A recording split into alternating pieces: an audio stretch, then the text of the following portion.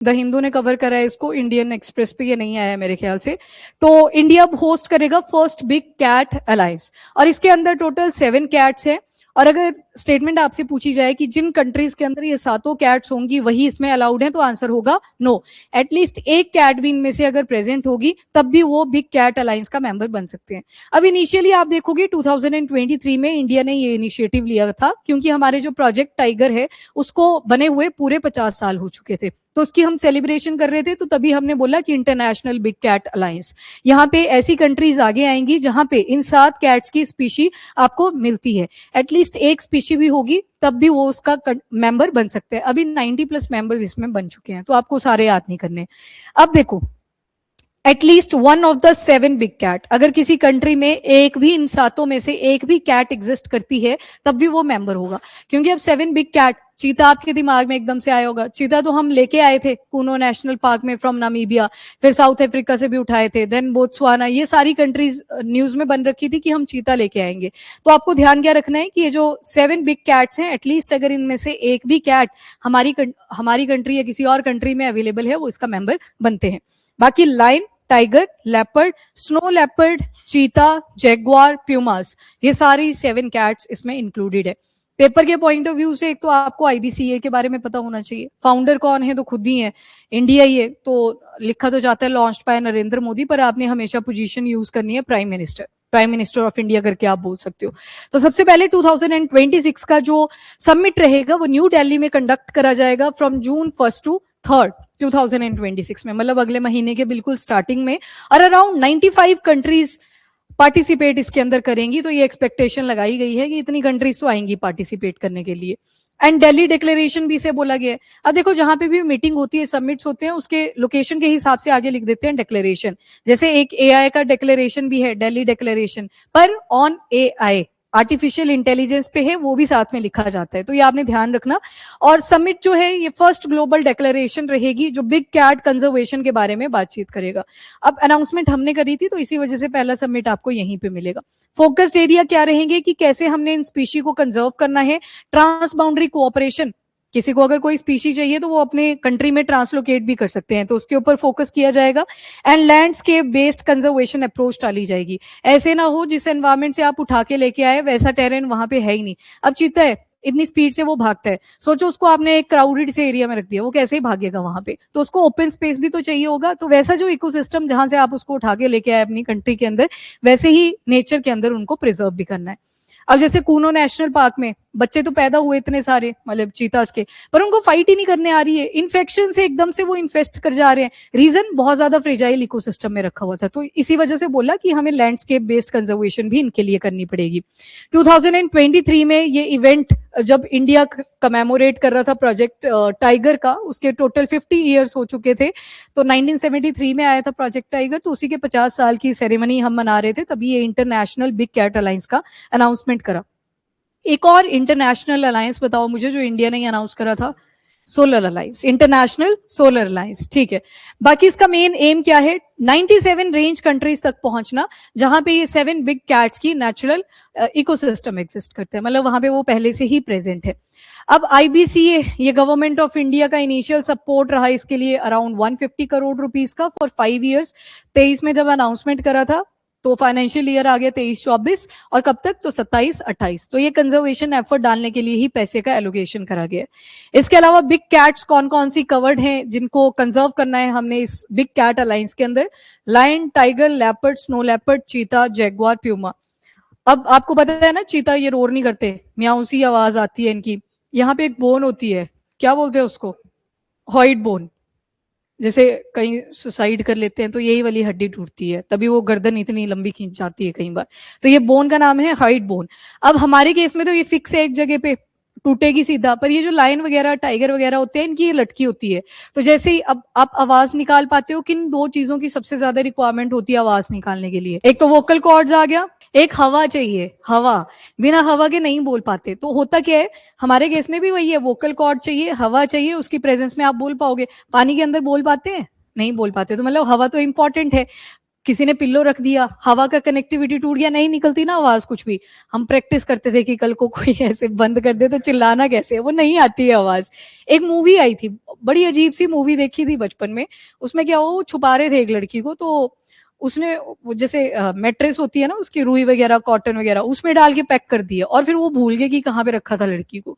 तो मुझे तो उस टाइम से फोबिया है, मैं तो सिर पे रख ही नहीं पाती कोई, मतलब ऐसे प्रॉपर ब्लैंकेट वगैरह की सोना है, कोई बंद ही कर गया साइड से ऐसे सुई लगा के। तो हमारे भी क्या है, हमारे भी हॉइड बोन है, हमारे भी वोकल कॉर्ड है, हम भी हवा की प्रेजेंस में ही बोल पाते हैं। अब ये लाइन टाइगर वगैरह जो होते हैं, इनके केस में क्या होता है, हाइड बोन लटकी होती है, और जब लटकी होती है तो टकराएगी ना, आगे पीछे से मूव करेगी प्रॉपर, जब मूव करेगी तो उनकी दहाड़ने की आवाज निकल के आती है। चीता वगैरह के केस में ये नहीं होता, इसी वजह से ये दहाड़ नहीं पाते। तो ये जो हाइड बोन है ये फ्लेक्सिबल है in case of lion tiger वगैरह। तो कोई चीज अपनी जगह पे नहीं है तो ऑब्वियस सी बात है वो मूव करती रहेगी, तो वो दहाड़ने की रोरिंग सी साउंड यहाँ पे आती है। तो ये 7 बिग कैट्स हैं जो इस अलायंस के अंदर इंक्लूड करी गई हैं। इन 7 में से एक भी अगर स्पीशी हमारी कंट्री के अंदर है तो हम इंटरनेशनल बिग कैट अलायंस का मेंबर बन सकते हैं। अभी आपने देखा कि 95 मेंबर्स, 94 कंट्रीज तो एटलीस्ट पार्टिसिपेट करेंगी इस दिल्ली डिक्लेरेशन में। 90 ऑलरेडी एंटर हो चुकी हैं और 97 तक पहुंचना है, ठीक है। तो यहाँ पे ये प्रेजेंट है इसी वजह से। अब मेंबरशिप देख लो, अभी के लिए जो एक्चुअल में पूरा साइन वगैरह कर चुके हैं कि हाँ हम एक्चुअल में मेंबर हैं इंटरनेशनल बिग कैट अलायंस के, वो हैं 24 मेंबर्स। जब हमने इसको पढ़ना शुरू किया था तो ई स्वातिनी, इंडिया, ये कुछ कंट्रीज आई थी मर्ज होके, जिन्होंने बोला था कि हम एक्टिवली पार्टिसिपेट करेंगे। पर आज 2026 में जब आप इसके बारे में पढ़ रहे हो तो 24 मेंबर कंट्रीज जिन्होंने एक्चुअल में सिग्नेचर करके दे दिए हैं कि हम मेंबर हैं, वो यहाँ पे मिलेंगे आपको। प्लस 3 ऑब्जर्वर कंट्रीज हैं, और इंडिया इसमें रेंज कंट्रीज भी इंक्लूडेड है, मतलब जहां पे पॉसिबिलिटी है इनके प्रेजेंट होने की। ये जो बिग कैट्स आपने देखी, ऑब्जेक्टिव क्या है, तो बिग कैट्स को प्रोटेक्ट करना है, क्योंकि सबसे ऊपर अपेक्स प्रेडेटर, इन्हीं को बोलते हैं ना हम। अपेक्स प्रेडेटर का मतलब जो बाकी सभी को खाएगा, कहीं ना कहीं ये स्क्वेंजर की तरह भी एक्ट करेंगे, वो वेस्ट मटेरियल जमीन पे ना रह जाए, तो ये अपेक्स प्रेडेटर है। इसके ऊपर ईगल वगैरह भी आते हैं, वल्चर भी आते हैं, पर ये भी अपेक्स प्रेडेटर है। सामने आ जाए तो ये बहुत रेयर होता है कि ये छोड़ देंगे। जैसे टाइगर है, टाइगर का पेट चाहे से भरा भी होगा वो फिर भी अटैक कर देगा, उसको लगेगा मेरे को अटैक ना कर दे, तो फियर भी आ जाता है एक तरह से, और दूसरा इसका नेचर भी दिखाता है कि अपेक्स प्रेडेटर है। सेम क्रोकोडाइल का है, क्रोकोडाइल के ऊपर एक एक्सपेरिमेंट करा गया था कि ऐसे डॉग रख देते हैं इसके मुंह में कि ये खाएगा कि नहीं, क्योंकि वो पहले से पूरा भरा हुआ था, उसने बंद कर दिया मुंह, डॉग गया। तो मतलब वो क्या शो करता है कि ये और भी ज्यादा अपेक्स प्रेडेटर है, मतलब ये तब भी नहीं छोड़ेगा जब इसका पेट भी फुल है। रेंज कंट्रीज मतलब जहां जहां पे ये बिग कैट अवेलेबल है, वो 97 कंट्रीज बोली है ना जो पीछे, वो सारी रेंज कंट्रीज ही हैं। तो उन सभी को भी इसका मेंबर बनाना है, तो उसके ऊपर फोकस करा जा रहा है, range countries. And research, innovation, capacity building, information sharing. आपने वंतारा जू की वीडियोस देखी है?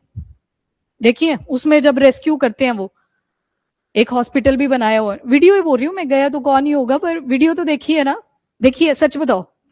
चलो आज देखना, उसमें वो दिखाएंगे तुम्हें कि रेस्क्यू सेंटर बने हुए हैं वहां पे। उन्होंने भी तो इतने सारे बिग कैट्स रखी हुई हैं अंदर, तो उनका प्रॉपर ट्रीटमेंट चलता है उसके अंदर। तो इसी वजह से ये बोला कि अगर प्रे बेस को इंप्रूव करना है तो proper research, innovation, capacity building और इन्फॉर्मेशन शेयरिंग होनी चाहिए। तो वहां पे भी ये कंडक्ट करा जाता है, बड़ी बड़ी बिग कैट्स को भी वो ट्रीटमेंट प्रोवाइड कर रहे होते हैं, इंक्लूडिंग एलिफेंट्स वगैरह, वो भी वहां पे इंक्लूडेड है। इसके बाद थीम क्या है, तो save big cat, save humanity, save ecosystem, ये इस बारी थीम है। बाकी हाँ बबीता, नाइजीरिया था, लाइबेरिया था, ई स्वातिनी था, ये नोट कर लेना आप भी। जब इनिशियली ये बना था, ये तब की बात कर रहे हैं, इंडिया था, ई स्वातिनी। ई स्वातिनी कहाँ पे है? साउथ अफ्रीका में जाओगे, अफ्रीकन यूनियन का यहाँ पे है ना साउथ अफ्रीका, यहाँ ई स्वातिनी है, यहाँ लीसोथो है, ठीक है। नाइजीरिया था, देन आपके पास सोमालिया था, और एक बचा कोई, लाइबेरिया था, लाइबेरिया। ये कुछ कंट्रीज थी जिन्होंने इनिशिएशन करी थी, फाउंडर मेंबर्स की तरह जिनको हम बोल सकते हैं। पर आज के टाइम पे आप देख रहे हो 24 मेंबर्स प्रॉपर्ली सिग्नेचर करके बैठ चुके हैं। 90 की ऐसे टेम्परेरी सी मेंबरशिप भी है, 95 आ रही है पार्टिसिपेट करने के लिए, टारगेट 97 का रखा है, ठीक है। Okay, next is participant. तो कौन कौन आएगा? या तो हेड ऑफ स्टेट गवर्नमेंट, जहां पे प्रेसिडेंट है प्रेसिडेंट आ सकते हैं, प्राइम मिनिस्टर है प्राइम मिनिस्टर आ सकते हैं, कंजर्वेशनिस्ट भी आएंगे क्योंकि कंजर्वेशन ही हमने करना है, पॉलिसी मेकर्स आ सकते हैं, साइंटिस्ट आएंगे, फाइनेंशियल इंस्टीट्यूशनिस्ट, देन आपके कम्युनिटी रिप्रेजेंटेटिव्स, मतलब सभी को ये ओपन एंड रहेगा, आप यहाँ पे पार्टिसिपेट कर सकते हो। बाकी की आइडिया लग गया ना पता, ग्लोबल पार्टनरशिप करनी है in term of conservation for these big cat alliances. और इवन आपका सस्टेनेबल डेवलपमेंट गोल नंबर 17 भी यही कहता है कि ग्लोबल पार्टनरशिप करिए जब भी आपको कंजर्वेशन एफर्ट वगैरह यहाँ पे डालने हो। बाकी कलेक्टिव एक्शन लेने की जरूरत है, नॉलेज शेयरिंग करनी है। अब क्वेश्चन मार्क उठता है कि क्या इंडिया में ये सारी बिग कैट्स अवेलेबल हैं? आंसर है नो। प्यूमा गंजा सा एक लाइन होता है, कहाँ पे दिखता है ज्यादा? अमेरिकन कॉन्टिनेंट्स पे, ठीक है, वो तो नहीं है यहाँ पे। इसके अलावा चीता, चीता भी गायब हो गया था, एक टाइम पे हुआ करता था, एक टाइम पे एक्सटेंड कर जाता है। अब जो हम चीता लेके आए हैं ना, उनका IUCN स्टेटस है वल्नरेबल, क्योंकि हम अफ्रीका से उठा के लेके आए। थोड़ी सी प्रेजेंस सेंट्रल एशिया में भी है और उनको एशियाटिक चीता बोलते हैं, वो क्रिटिकली एंडेंजर्ड है। अब उनका नंबर इतना कम हो चुका है, वो तो बचे 2 फिगर्स में है मेरे ख्याल से, 12-13 के आसपास ही बचे हुए हैं, तो उनको लेके आना कोई तुक नहीं बनता, क्योंकि ऑलरेडी उनकी पॉपुलेशन क्रिटिकली एंडेंजर हो चुकी है। अब आउट ऑफ 7 बिग कैट्स अगर देखें तो 5 ही स्पीशी आपको इंडिया के अंदर मिलेगी। लेपर्ड तो आना ही हिमाचल आपको ऐसे मिल जाएगा जाता था, बताया तो था, शादी में गए थे तो ऐसे गाड़ी के आगे से गया, लेपर्ड था ना, मतलब वही बोल रही हूँ मैं भी कि वो तो दिख जाते हैं इजीली, और इनकी पॉपुलेशन भी ठीक ठाक आपको विद इन इंडिया मिलेगी। हाँ, इजीली मिल जाते हैं। उसके अलावा नहीं, 2 होती है ना ये, एक लेपर्ड बोलते हैं, एक को स्नो लेपर्ड बोलते हैं। स्नो टिपिकली आपको लो टेम्परेचर्स में मिल जाता है, बाकी एक लेपर्ड भी आती है, थोड़ी सी अपीयरेंस में भी डिफरेंसेस हैं, वो थोड़े से हिमाचल के प्लेन एरियाज में आप पाओगे, वहां पे उनकी प्रेजेंस मिलनी शुरू हो जाती है। अब देखो, तभी तो यहाँ पे हमेशा लिखा जाता है लेपर्ड कॉमा स्नो लेपर्ड, ठीक है।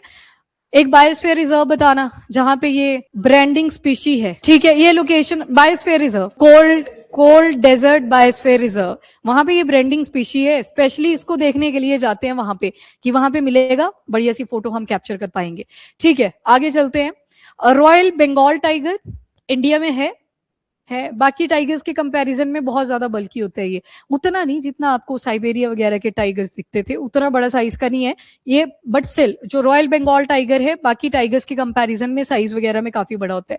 लेटेस्ट टाइगर सेंसस के हिसाब से जो 2018 से 19 में कंडक्ट करा गया था, टाइगर की पॉपुलेशन लगभग 2967 पे लाई कर रही थी।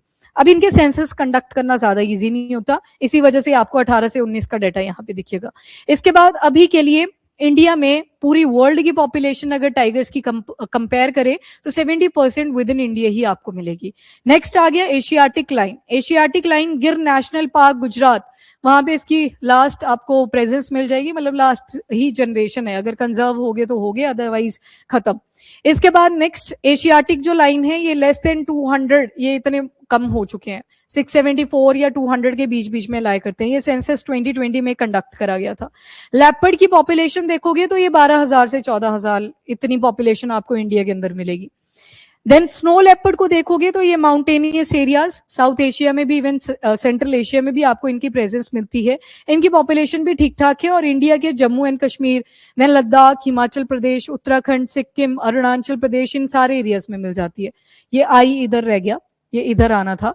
2021 में अराउंड 7500 स्नो लेपर्ड बचे हुए हैं वर्ल्ड में, और जिनमें से 500 तो सिर्फ कहां पे हैं? इंडिया में, तो पॉपुलेशन ठीक ठाक है।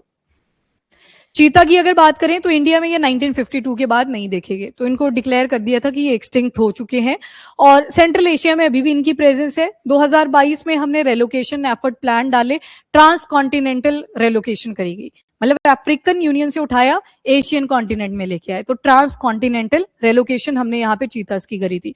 कौन सा नेशनल पार्क? तो Kuno national park of Madhya Pradesh, Namibia से ये लेके आए थे, ठीक है। बाकी चीता के बारे में थोड़ा सा याद रख लेना, वर्ल्ड के फास्टेस्ट मैमल हैं और ओनली लार्ज कार्निवोर्स हैं जो इंडिया में एक्सटिंक्ट हुए हैं इन 1952।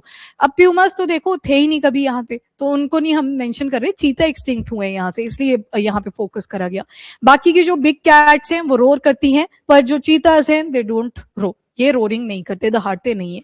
2 स्पीशी है चीता की भी, एक है अफ्रीकन चीता, लोकेशन इंडिकेट हो रही है अफ्रीका में मिलेगा, एशियाटिक चीता जो सेंट्रल एशिया वाले पार्ट में मिलेगा। इन दोनों के IUCN स्टेटस याद रखना, बस ऐसे याद रख लेना है कि जो हम लेके आए थे वो अफ्रीकन थे, तो अफ्रीका में पॉपुलेशन ज्यादा होगी तभी वहां से उठा के लेके आए, तो ये है वल्नरेबल। और जबकि एशियाटिक चीता कैसे मिलेगा आपको? Critically endangered. बाकी arid region of eastern Iran, Asia के अंदर, और बाकी अफ्रीका के अंदर इनकी पॉपुलेशन आपको मिल जाती है। नाउ ये बाकियों के IUCN स्टेटस आ जाएंगे, जैसे टाइगर है, टाइगर को अगर देखो इसका पैंथरा टाइग्रिस करके साइंटिफिक नेम आता है, और IUCN स्टेटस इज एंडेंजर्ड, और साइट्स के अपेंडिक्स 1 में से प्रोटेक्शन दी है। साइट्स का convention on international trade off endangered species, इसमें अपेंडिक्स 1 आता है, 2 आता है, 3 आता है। कल हिपोस के बारे में पढ़ा था और उसको किस में डाला था, 2 में डाला था, तभी तो रेलोकेशन पॉसिबल है। अगर आपके पास लाइसेंस प्रॉपर्ली वेरीफाइड है तो आप रेलोकेट कर सकते हो उसको, तो वो अपेंडिक्स नंबर 2 में है। पर अपेंडिक्स नंबर 1 में आओगे तो यहाँ पे बहुत ज्यादा प्रोसीजर रहता है और लाइसेंस कई बार नहीं भी मिलता है, तो ये चीजें याद रखना। जैसे अब अपेंडिक्स नंबर 1 में ही चीता भी इंक्लूडेड है, बट चीता हम फिर भी लेके आए फ्रॉम डिफरेंट कंट्री, तो यहाँ पे जरूरत थी, तो यहाँ पे सॉफ्ट डिप्लोमेसी प्लस कंट्रीज के बीच का कोऑपरेशन वो भी मैटर करता है, ठीक है। नाउ टाइगर्स का याद रखिएगा, ये एंडेंजर्ड है, अपेंडिक्स 1 में है साइट्स के, और शेड्यूल नंबर 1 में जो हमारा वाइल्ड लाइफ प्रोटेक्शन एक्ट है 1972 का, उसमें शेड्यूल नंबर 1 में है। अब देखो मैक्सिमम स्पीशीज शेड्यूल नंबर 1 में लिखी हुई है, सिर्फ 2 को छोड़ के, प्यूमास और जैगुआर। क्यों? जैगुआर की पॉपुलेशन भी बहुत कम है, बट याद रखना ये बाकी शेड्यूल नंबर 1 के लिए एलिजिबल ही नहीं रखे हुए हैं, तो ये तो सीधा ही अवॉइड कर देना, बाकी सभी शेड्यूल नंबर 1 में। सेम साइट्स के अंदर आप देखोगे तो सारे अपेंडिक्स नंबर 1 में है एक्सेप्ट प्यूमास, ये अपेंडिक्स 2 के अंदर एडेड है। इसके अलावा जो स्पीशी है वल्नरेबल, 4 तो आपको वल्नरेबल ही दिखेंगी, जैसे Lions, leopard, snow leopard and चीता। चीता का ये कौन सा लिखा है? अफ्रीकन चीता, मैंने आपको पहले बता दिया तभी कि जो एशियाटिक है उनका क्रिटिकली एंडेंजर्ड है। ये यहाँ पे इस वाले ब्रैकेट के अंदर सिर्फ ये वाला चीता क्यों इंक्लूड करा वल्नरेबल वाला, क्योंकि इंडिया इसी को लेके आया था, अफ्रीकन चीता को। एंड इसके अलावा जगुआर को देखोगे तो इनकी पॉपुलेशन ठीक ठाक है, ये नियर थ्रेटेंड के पास में है, नियर थ्रेटेंड। और बाकी ये प्यूमास ये लीस्ट कंसर्न में है। ये आईयूसीएन की बात कर रहे हैं, आईयूसीएन तो आपका इंटरनेशनल कंजर्वेशन एफर्ट है, ठीक है। और यहाँ पे क्यों बोला एनए, क्योंकि ये इंडिया की बात कर रहे हैं, wild life protection act of 1972, तो ये आईयूसीएन स्टेटस पिन के देख लेना है। प्यूमास एनए लिखा हुआ, ये इंडिया के अंडर है ही नहीं ना। अच्छा, वैसे उस हिसाब से नहीं, वो तो रेलोकेशन एफर्ट प्लान है, तो वो प्राइवेट सेक्टर ने करा हुआ है, तो उसको नहीं इंक्लूड करा है फॉर नाउ। हाँ है प्रेजेंस, जैगुआर्स है, प्यूमास नहीं है। प्यूमा मेरे ख्याल से उसमें है वनतारा में, हाँ वनतारा में है, पर वो कंजर्वेशन के एफर्ट भी नहीं है पूरी तरह से, वो शोकेस के लिए भी है कहीं ना कहीं। यहाँ पे ये कंजर्वेशन के एफर्ट से हमने देखा इन चीजों को, जो आपका आईयूसीएन है या साइट से या फिर wild life protection act of 1972, ठीक है।